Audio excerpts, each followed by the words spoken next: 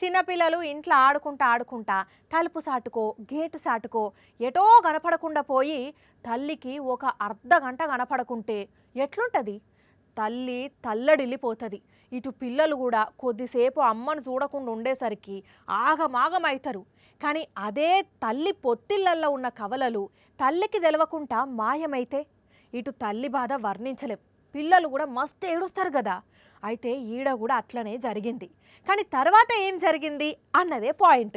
ఇటు పుట్టగానే తల్లికి ఇంకో దిక్కు అక్క చెల్లెళ్ళు ఒకరికొకరు దూరమై మళ్ళా 19 ఏండ్ల తర్వాత టిక్ టాక్ ద్వారా కలుసుకున్నారు. ఇగో ఈడ కనపడుతున్న ఈ కవలలు అరే అట్లెట్లా సాధ్యమైంది, ఎట్లా గుర్తుపట్టుకున్నారు, ఎవరు చెప్పిండ్రు అంటే ఎవ్వరు చెప్పలేదు, వీళ్లకు వీళ్లే కలిసిండ్రు. ముచ్చటేందంటే జార్జియా దేశంలోండే అజాషో అనే ఓ అవ్వ 2002ల కవలలకు జన్మనిచ్చి వెంటనే కోమాలకు పోయిందట.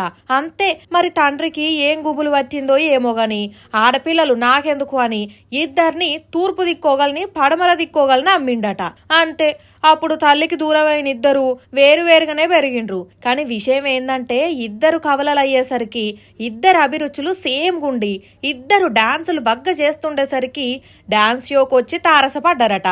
చూసినోళ్ళు కూడా మీరు కవలల్లెక్కున్నారంటే ఇంటికి పోయి అడిగితే మనుషుల తీర మనుషులు 7 ఉంటారు, మీరు గమ్మున ఉండుర్రి అని చెప్తే మళ్ళా లైట్ తీసుకున్నారట.